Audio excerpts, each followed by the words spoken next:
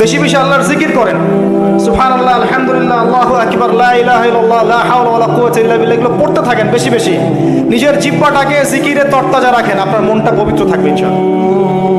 এবং কম কথা বলেন, আল্লাহর কাছে বেশি বেশি দোয়া করতে শেখেন, সেজদায় বেশি বেশি দোয়া করেন, রোজা রাখলে বেশি বেশি দোয়া করেন, শেষ রাত্রে দোয়া করেন, আযান ইকামতের মাঝখানে দোয়া করেন, জুমার দিনে দোয়া করেন, আপনার কোনো ভালো কাজ করার পরে দোয়া করেন, গোপনে কোনো সৎ কাজ করেছেন এখন দোয়া করেন, দান সাদাকা করেছেন দোয়া করেন, ইত্যাদি। এরকম অনেক সময় আছে যখন দোয়া করলে ডাইরেক্ট কবুল হয়ে যাবে ইনশাআল্লাহ। বেশি বেশি দোয়া করেন, তাজকিয়া হবে। আর একটু কম খান, একটু কম ঘুমান, একটু কম মানুষের সাথে মেশেন। যত বেশি মিশবেন তত মনটা মরে যাবে, কিন্তু বিনা প্রয়োজনে বাড়ির বাইরে বের হয় না। আরেকটা কথা বলবো, আল্লাহর জন্যে, আল্লাহর কথা স্মরণ করে, নিজের পাপের কথা স্মরণ করে কান্নাকাটি করতে শেখেন, মন নরম হয়ে যাবে ইনশাআল্লাহ। তখন গিয়ে আপনার কলবে আল্লাহর নূর আসবে। এই নূর দিয়ে আপনি তাই দেখবেন যা সবাই দেখতে পারবেন। ওই নূর দিয়ে আপনি এমন কিছু শুনবেন যা সবাই শুনবে না। ওই নূর দিয়ে আপনি এমন কিছু উপলব্ধি করবেন যা সবাই উপলব্ধি করতে পারবে না। আপনি খিদির আলাইহিস সালাম হতে পারবেন ইনশাআল্লাহ আযজা ওয়া জাল। যিনি বুঝতে পারছেন নৌকা কেন ফোটা করতে হলো, যিনি বুঝতে পারছেন বাচ্চাকে কেন হত্যা করা হয়েছে, আর যিনি বুঝতে পারছেন দেয়াল কেন নির্মাণ করা হয়েছে, এটাকে মুসা আলাইহিস সালাম বুঝতে পেরেছিলেন? এই গল্প কোথায় আছে? কোন সূরা আছে? আজকে জুমার রাত নয় কি? ওয়াদা করেন আজকে জুমার দিনে সূরা কাহফ সবাই পড়বেন, ওয়াদা করেন, এবং অর্থ সহ পড়ার চেষ্টা করবেন। করা যাবে?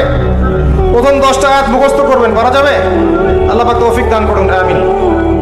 একটা কথা বলে শেষ করছি, রমাদানে কয়েকটা কাজ, প্রিয় ভাইয়ের, আমি কয়েকটা লেকচারে বলেছি, আরেকবার রিপিট করছি। অনেকে বলো রিপিট করার কি দরকার? বলবো সূরা আর রহমান পড়েন। সূরা আর রহমান আল্লাহ রাব্বুল আলামিন একই কথা 31 বার বলেছেন। কি জন্যে? উত্তর দেন, কি জন্যে? একটা বিষয় গুরুত্বপূর্ণ হলে মানুষ রিপিট করে, তাই নয় কি? গুরুত্বপূর্ণ বিষয় রিপিট করার মধ্যে কি ইলমের স্বল্পতা?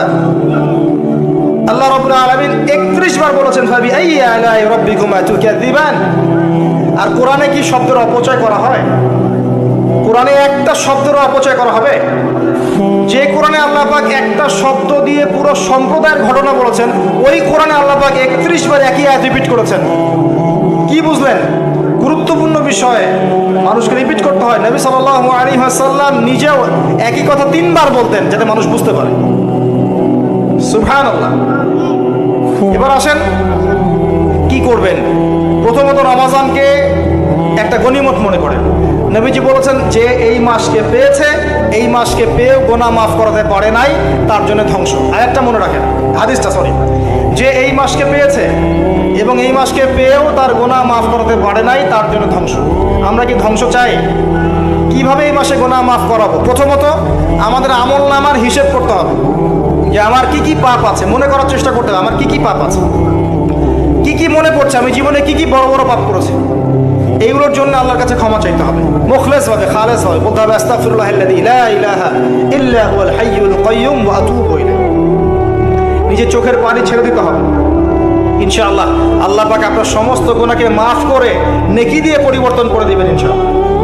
এটা সূরা ফুরকানের মধ্যে আছে, ইল্লা মান তাবা ওয়া আমানা ওয়া আমিলা আমালান সালিহান ফাউলাইকা ইউবাদদিলুল্লাহু সাইয়্যাতিহিম হাসানাত। আছে না? আলেমরা জানেন, প্রত্যেকটা ব্যাখ্যা করার সময় পাচ্ছি না। অতএব প্রথম কাজ রমজানে তওবা করা, দ্বিতীয় কাজ নামাজি হওয়া। যারা নামাজ পড়ি না আল্লাহর ওয়াস্তে 5 ওয়াক্ত নামাজটা জামাতে পড়ার চেষ্টা করেন আল্লাহর ওয়াস্তে। তৃতীয় কাজ সেহরিতে বেশি খাবেন না, শেষ খাওয়া মনে করে খায়েন না, পরিমিত খান। একইভাবে ইফতারেও এমনভাবে খায়েন না যেটাতে আপনার পুরো রমজানের বা রোজা রাখার যে আধ্যাত্মিকত্ব নষ্ট হয়ে যায়, এটা রাখবেন, এটা করবেন না। ইফতারে পুরান ঢাকার মানুষের মতো খাবার নিয়ে বসেন না, 30টা 20টা 15টা আইটেম, সুবহানাল্লাহ। পুরো একটা খাসি নিয়ে বসে গেছে খাওয়ার জন্য। সারাদিন যে খাই নাই উসুল করতে হবে না, এরকম ভোজন রসিক হয় না। আর ওই যে এখনকার মিডল ইস্ট, ওরাও তো কম ভোজন রসিক না, বরাবর উট নিয়ে বসে যাবে খাইতে।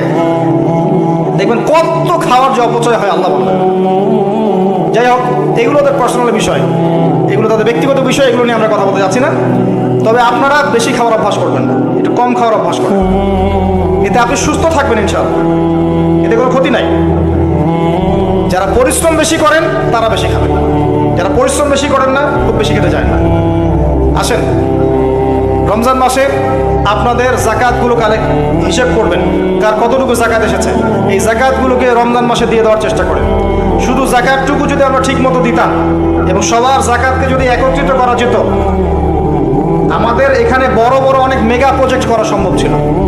এটা জানেন, শুধু জাকাত আর কিচ্ছু না। এটা মুসলিমদের সম্পদের, ধনীদের সম্পদে গরিবদের হক।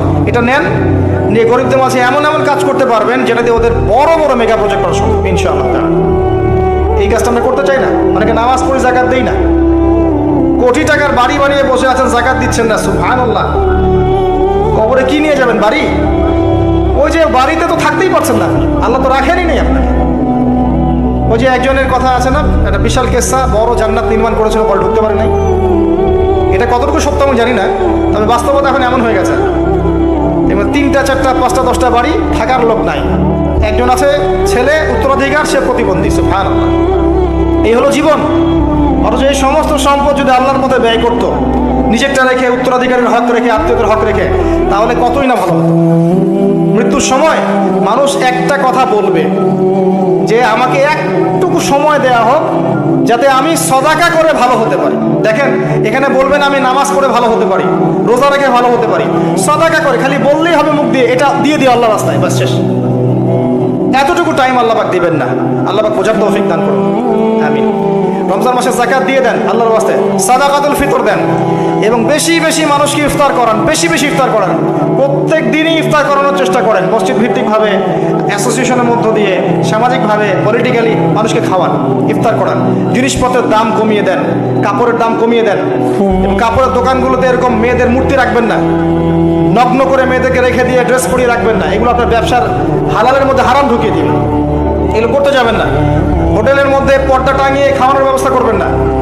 খেতে হলে ওই বাসায় গিয়ে খাবে, আপনি হোটেলে কেন? যেখানে পর্দা করা দরকার মেয়েদের গায়ে, সেখানে নাই পর্দা। যেখানে পর্দা করার দরকার নাই, সেখানে পর্দা টাঙিয়েছে। রমজানে এগুলো করতে যায় না। আল্লাহর ওয়াস্তে রমজানে বেশি বেশি কোরআন তেলাওয়াত করেন। রমজানে নামাজের পরে একটা করে হাদিস চর্চা শুরু করেন। আসর থেকে মাগরিব বিষয়ভিত্তিক আলোচনা শুরু করেন রমজান মাসে মসজিদে। একসাথে ইফতার করেন, পরিবারের সদস্যদেরকে নিয়ে ইফতার করেন, বেশি বেশি কান্নাকাটি করেন। শেষের দশক অবশ্যই জাগার চেষ্টা করেন। এখানে লাইলাতুল কদর আছে, এক রাত ইবাদত করলে হাজার হাজার মাসের নেকি পাওয়া যাবে ইনশাআল্লাহ তাআলা। আল্লাহর ওয়াস্তে রমজানকে কাজে লাগান, নিজের গুনাহ মাফ করিয়ে নেন। আল্লাহ পাক আমাকে তৌফিক দেখ, আপনাদের সবাইকে তৌফিক দেখ।